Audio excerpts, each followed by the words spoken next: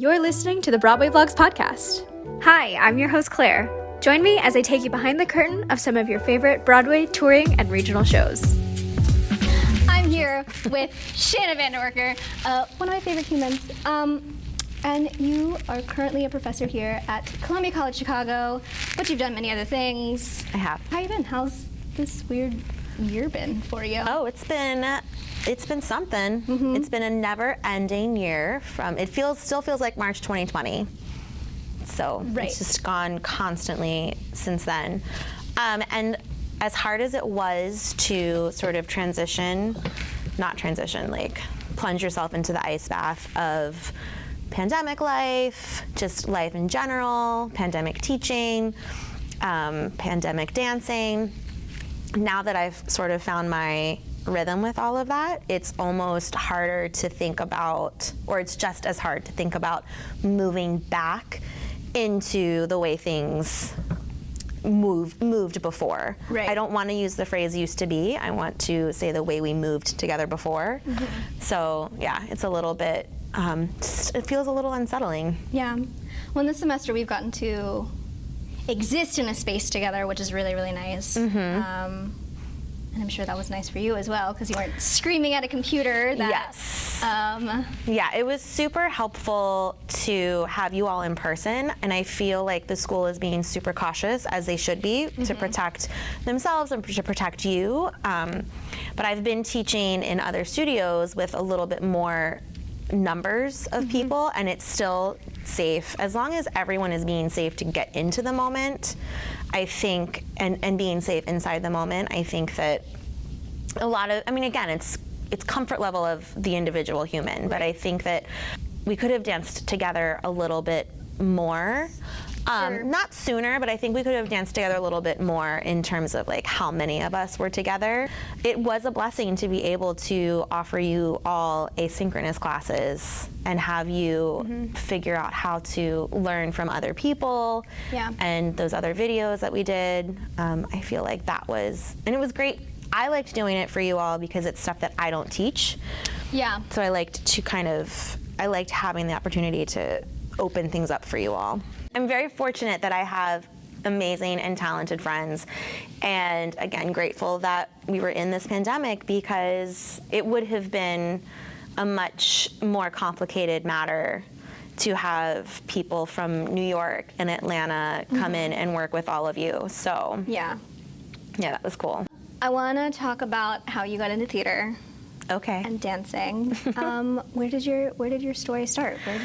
My story starts in Fort Washington, Maryland, back in the 20th century. I was put in a ballet class like every other 3-year-old. And I was in ballet, and I was watching the other kids tap, and I said, Mommy, I want to take tap, when I was 4. And then they were doing jazz, and I said, Mommy, I want to do jazz, when I was 5. And so I did ballet, tap, and jazz. And then when I was 8, my dance teacher in studio had a competitive company, but back then it was way different than it is now. It's so much different. And so I asked if I could audition for the company, which I did, and I started doing that when I was 9, and I was terrible. I was so bad. All I had were feet that pointed, and we didn't even know they pointed until she was stretching us, and my feet stayed on the floor, and she's like, why aren't you using your feet? I was like, I don't know how to use them. I didn't start to find my dance legs and the actual talent until I was about 12 years old. Nah, not even then. I was still kind of terrible. I started to find it when I was like 15, when I started to really click into my musicality. But when I was 9, I remember watching Singin' in the Rain on AMC with Gene Kelly and Sid Charisse, and I said, Mommy, I want to be her when I grow up, Sid Charisse. And I loved Gene Kelly. I had such a crush on him. He was so good. And my dance teacher said, well, if you want to be Sid Charisse, you have to sing. And I was like, oh, no. So I took voice lessons, but I was the worst voice student because I took voice from my piano teacher. Mm-hmm. And I would go in and I'd say, Mrs. Rowe, I had ice cream. I can't sing today. So I'd play the piano for an hour. And then, it was almost paralyzing. As comfortable as I was working on dance and wanting to be better at dance, singing was paralyzing and petrifying. And then as I got older and I went into high school, and I thought, this is really what I want to do. I was really smart. I took a lot of honors classes at my Catholic school, it's a Catholic high school. And my geometry teacher said, you want to be a dance major? And I was like, yeah. And she really poo-pooed that. So I thought, challenge accepted. I'm going to do this just to spite her. It's also a way that I work. And I'm glad she said that. Now you're doing the thing, so. I know. Someday I just want to be like, look at this, Mrs. Coffee. Look at this resume. And so the only school I applied to was Point Park because I really didn't want to go to college either, because a lot of the women from my dance studio that I looked up to, some of them did not go to college. They just went right on to like cruise ships, dancing for the Rockettes, which I would never be a Rockette, but they just kept, they went on to do all of these things, and I thought, well, I can do that too. And my mom said, you are going to school. And I'm really glad she did, because had I gone to New York at 18, I would never have made it. Not at all. I grew up so much. I figured out who I was going to be as an adult in college.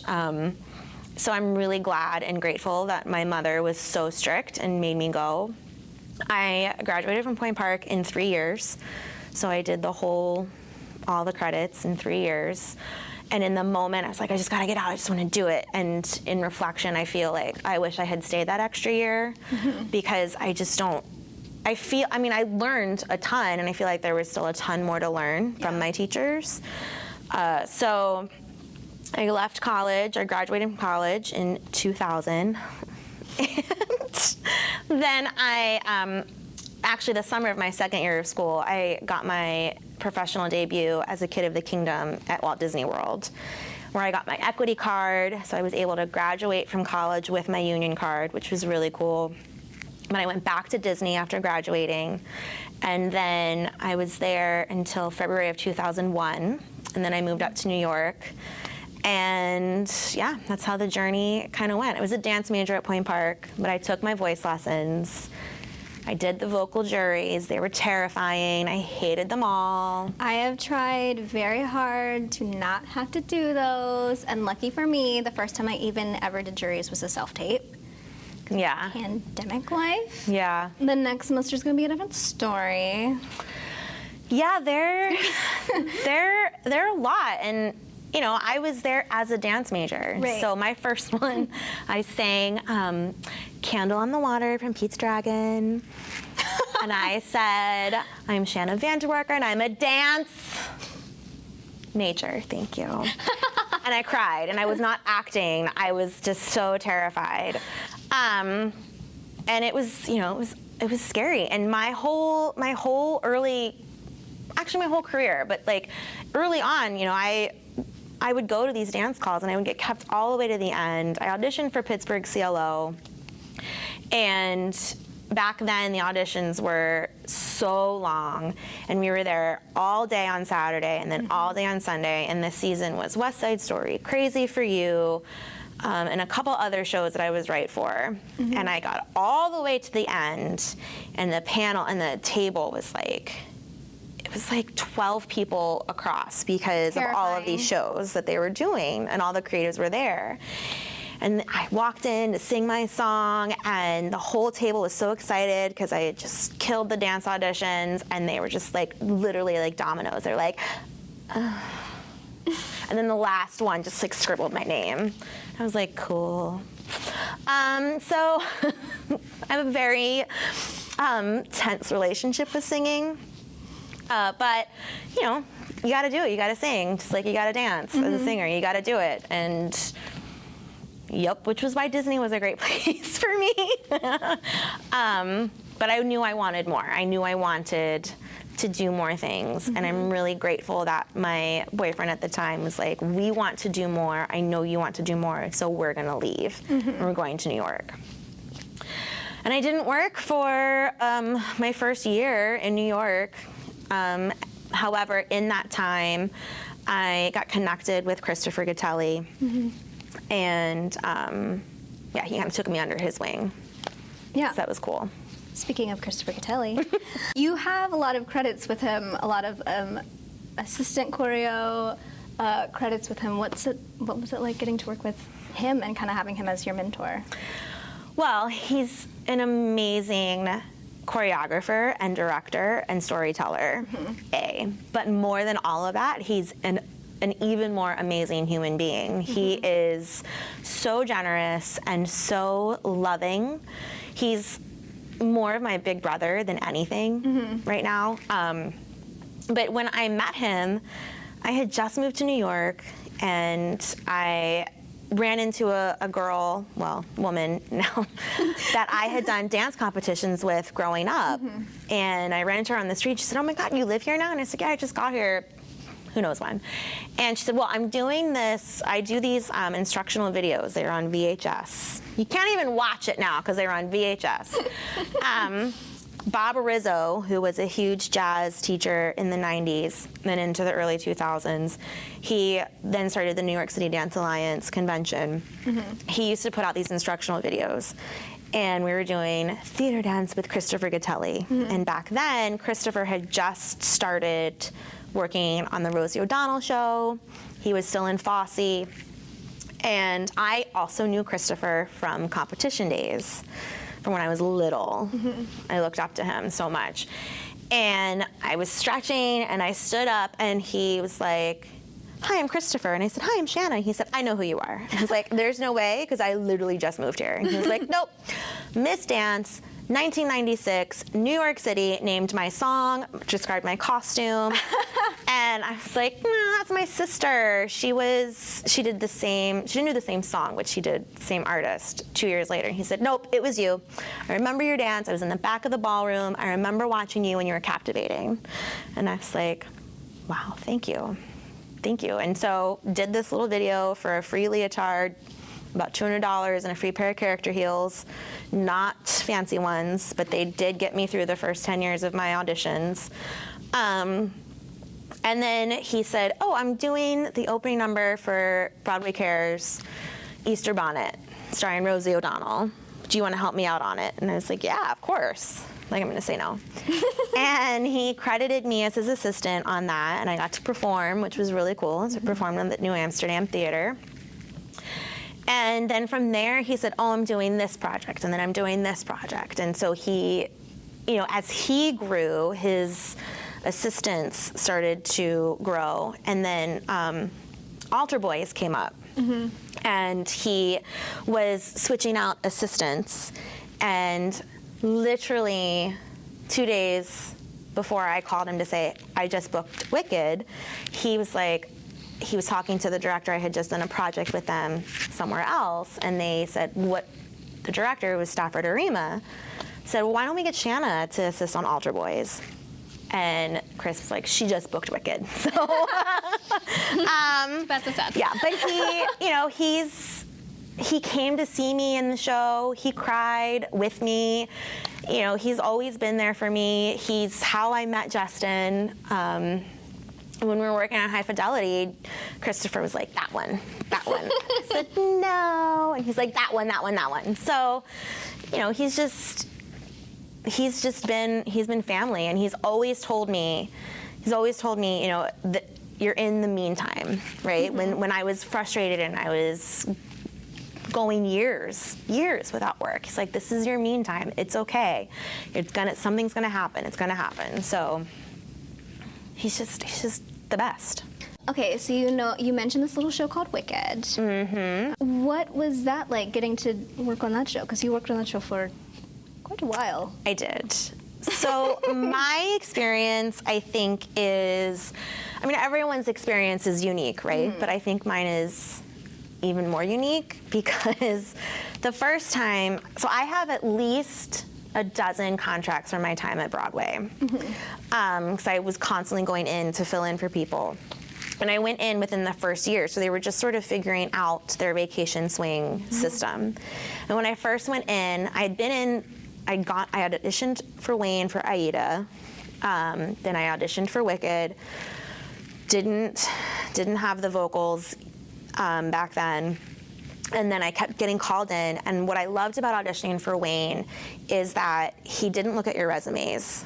He didn't care. He looked at your dancing first. So you'd go in, you'd dance your face off, and then he would say, okay, you and you and you, come back in an hour. The rest of you, thank you so much. And then after that, then he would look at who you were. So he knew who I was based solely on my dancing. Yeah. Which is so unique. Yeah.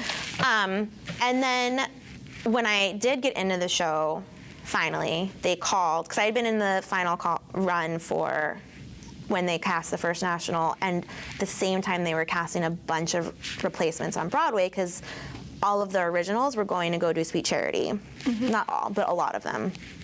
So they had all these spots open up. Yeah. And then I get a call that said, hey, can you come in and try on some clothes? And I was like, yeah. And for an immediate replacement, and I was like, yep, sure can. So it was for the onstage swing, who was like your height, just a tiny little thing, and she had just gotten injured. So I had to put on her clothes, and they fit around, but the length was too short, so I pulled my arms in and bend my knees. And there were 2 other women that were also brought in to try on the clothes. And then we had to go upstairs and sing for Alex Lackamore, who was the associate music director, because Stephen Aramis was still the music director. Right. So I go in, I sing my little 16 bars, and he said, great, that was so great, Shanna. I need you to sing the solo at the top of Act 2. And I was like, okay. I literally laughed at him. The terrible green blizzard, you belt the E flat or you mix it. I had neither one of those things, neither. So I physically pushed it out of my diaphragm, and I was like, can I do that again? And I pushed it again. And, you know, he's like, that's great. I hear it's great. It's great. And I was like, oh, I'm so not getting this. And then, you know, come to find out later that the women in the dressing room I had known from growing up in competitions, the audition circuit. And it's not all about who you know, it's about who you are, right? Because everybody knows everybody at that point. Right. And those women in that dressing room, I mean, not like they really had a lot to say, but they did say to the dance captain at the time, they're like, oh, Shanna's she's a really good person, she's really sweet, da-da-da. Because, you know, at that point, it's literally Macintosh versus Gala apples, right? Like, you're all on the same level. So what's going to be the clincher in that moment?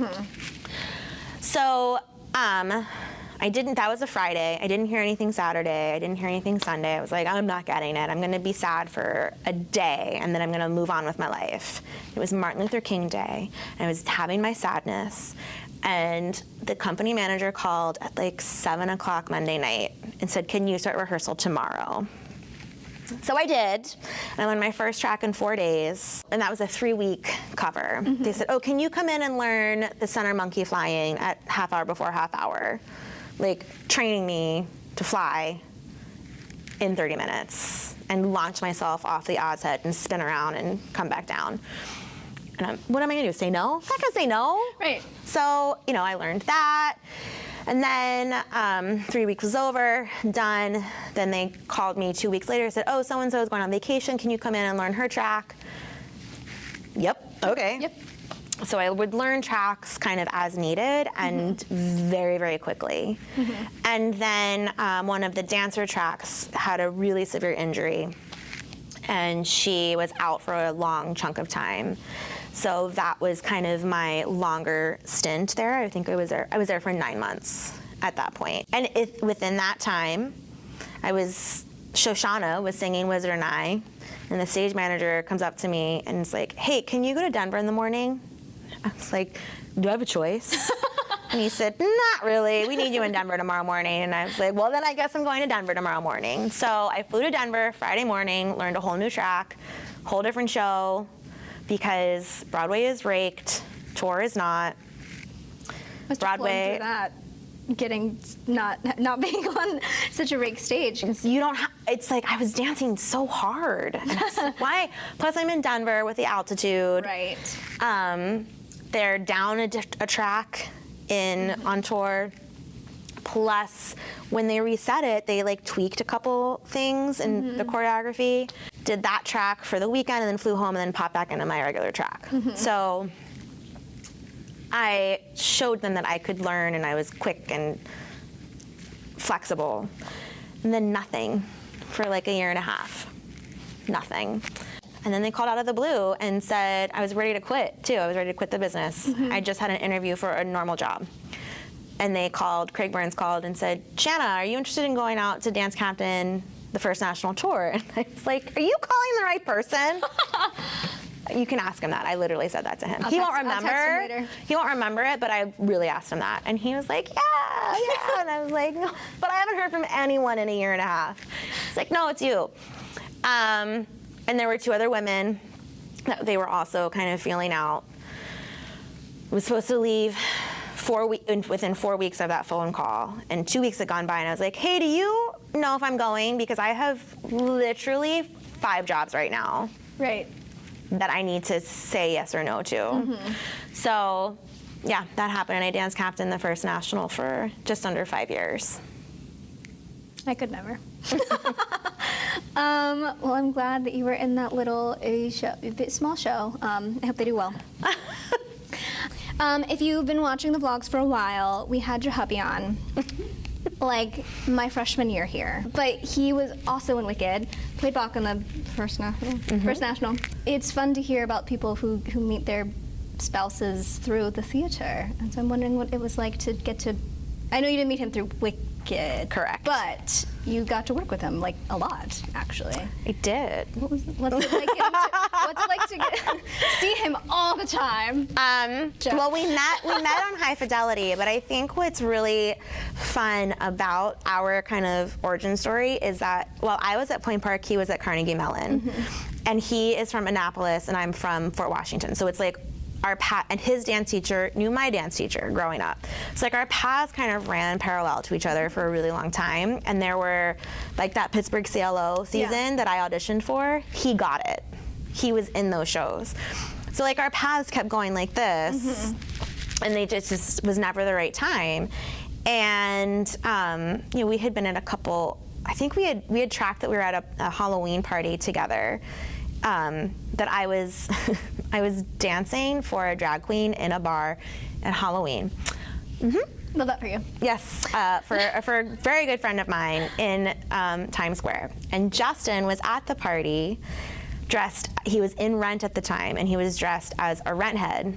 And I specifically remember, I don't remember his face, but I remember the 2 rent heads, because he won the costume contest. And I remember the rent heads with the drag queen after we had performed, talking, and then when we were talking about like the paths that we had taken and stuff, he was like, I remember you from that party, and I was like, that's super weird. But so we met, so the time was right for High Fidelity, you know, and I resisted it at first, and like I said, Christopher said, that's the one.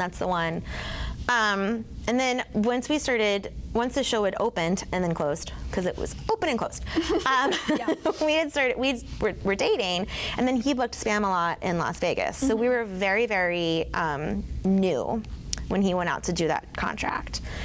And then getting to work together on Wicked was fun, because I put him into the show, and he came in as an ensemble member and then moved up to Bach.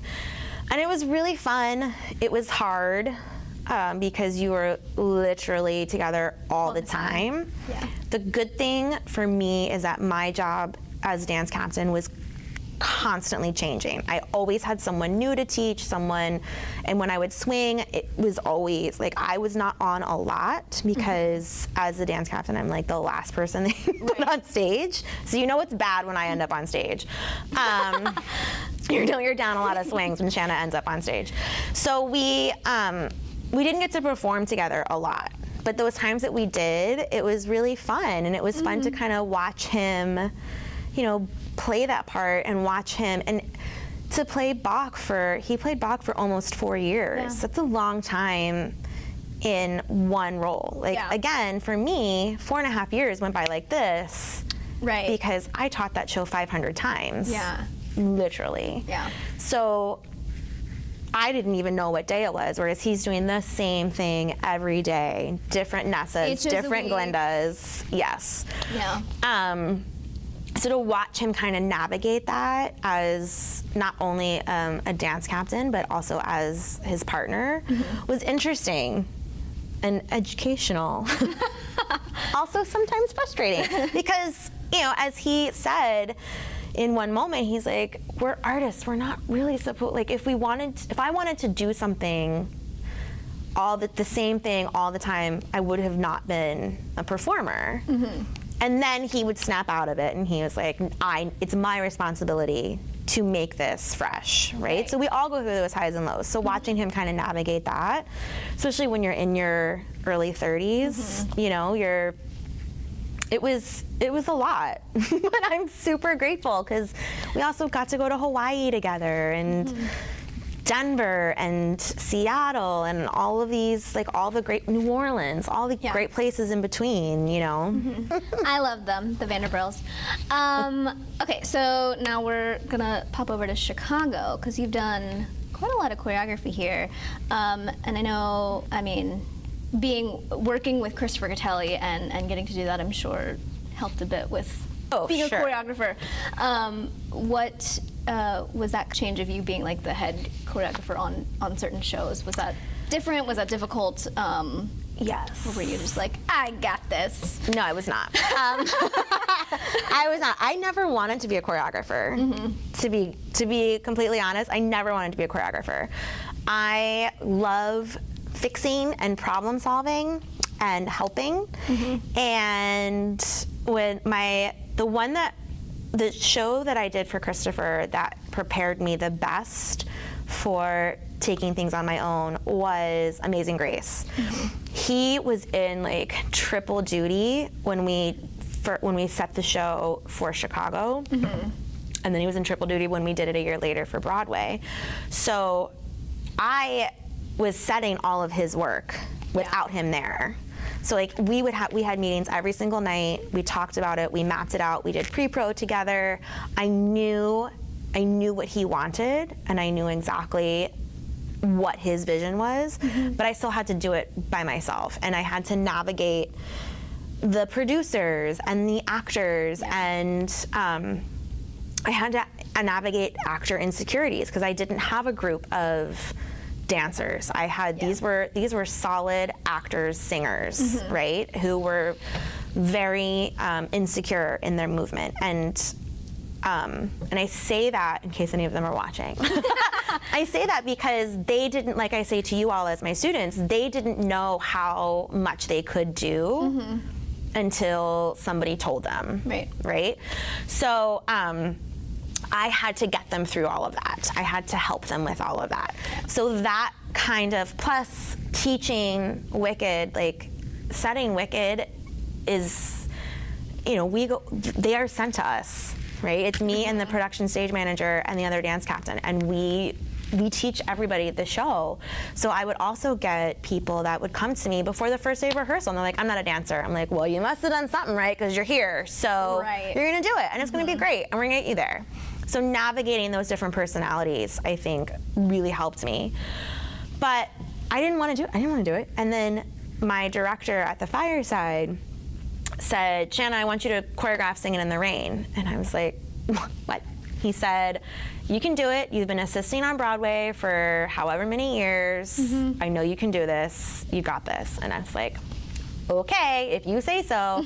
But he's always been that way with me, this director. He was the one that told me you're gonna sing a solo line back when I did 7 Brides for him. And he said, you can do this. He's been one of the very few people that have always been in my corner saying, you can do it, when everyone else was like, you can't do that.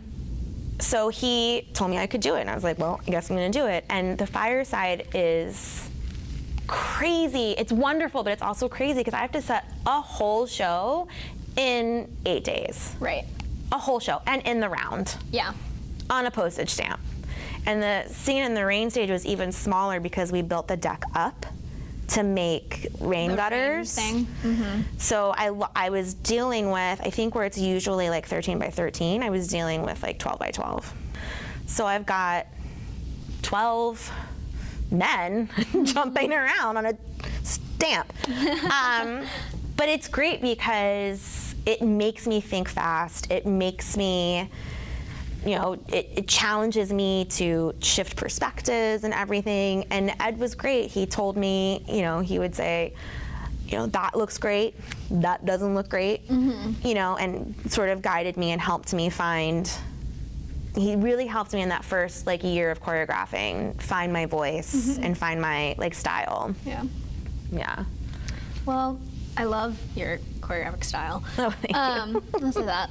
And now you're teaching, and what is that like? I mean, I guess you've technically been teaching for a while, just in a different sense. Yes. You also taught at Roosevelt for a bit. I did. And you teach classes in Chicago on Thursdays and Fridays now. What is it like getting to work with young students? I really love it. I really love watching your journey.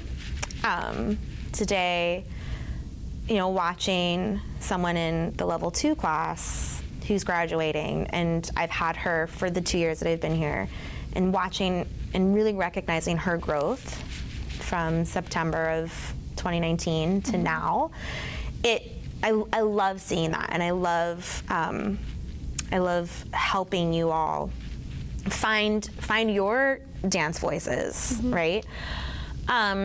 It's also challenging because we've got all of these other logistics of like grades and papers and this, and I'm just like, but it's a dance class. But you know, we have to do it because of school. Right. So that stuff is challenging, and dealing with administrative stuff. Yeah.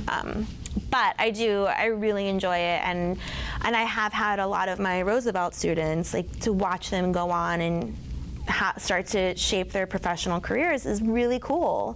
You know, just to see how, you know, how one little thing I can say and just shift your perspective, how it can just open the world to you is really rewarding. Yeah. I have those moments like daily, so. Well, I am very glad that that was your journey, all the hard parts and the fun parts and the good parts, and I'm glad that you're my teacher. I think that as a teacher, you do really well when it comes to getting us ready for the real world. I hope so. I mean, I don't even know what the real world is right now, you know? Who knows? But I think it's, you know, not to cut you off, but I think that's something that is really cool for all of you, is that once you all have your toolbox packed and ready, you can make it whatever you want it to be. Right. You're going to shape it, right? Yeah. My generation is going to support it, but you're going to shape it. So making sure that you do have a full toolbox is my responsibility. Right. So I'm hoping that I'm giving you enough gadgets and gizmos in there to get you out there. Yeah. I don't know. Oh, absolutely. Soapbox moments, every class, but I enjoy them. I'm glad you do. I'm glad your roommate does. Do you have anything else that you want to add for the viewers, or? I don't know. I mean, is there something like a fun fact? I don't know. What do y'all like to know? I think I'm quite boring. I think you are the complete opposite of that, Shanna. I don't know. Do you have any tips for the younger students, especially like people my age or college, high school, for continuing their journey when maybe you don't have a teacher like you to exist in our lives and make our lives that much better? I think I was listening, soapbox. Oh my God, I'm gonna get on my soapbox. I was listening to one of my favorite podcasts, and they were interviewing this artist, and he's an artist by profession. And he's talking about, you know, being an artist. You know, everyone is an artist of some sort, but if you're gonna make being an artist your job, the key word is to know that it's a job, right? Art is art, but there is the business of art, and so it's a business. So knowing that, and what he was saying in this is that you still gotta work, Like, you can't just sit around waiting for lightning bolts to strike you in the forehead and be like, oh, it's gonna be great, I'm gonna do it, I'm gonna nail this. Like, I can't expect a lightning bolt to smack me in the head and I'm gonna sing like Shoshana. Right. No. You know, I have to put in the work. So we all have to keep doing the work. And I think that is something that, and I took that, you know, I lost sight of that in my 20s as well. I got frustrated with singing, so I didn't work on it, and I didn't get the job because I literally had people say to me, "You're such a great dancer." Thanks. Like, okay. Like, I can't even sing Bushel and a Peck for you? Okay. So, you know, it's knowing that this is a business. The business is going to change, it's going to grow, and it's going to evolve, but at the end of the day, it's still a business. Right. And business requires work. And if you want to make money, don't do live theater because you can't, I mean, even the most successful people, especially here in Chicago, Gene Weinget has a side hustle. Like, every single one of these people, Barbara Robertson, who teaches here, she teaches here.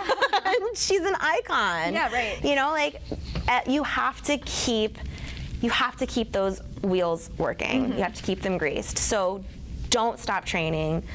Don't ever get comfortable. If you're comfortable, challenge yourself, right? Like, okay, what can I do? Yeah. How can I, and we talk about it in my class too. Like, if your plie is comfortable, how can you alter that plie so you can find something new, right?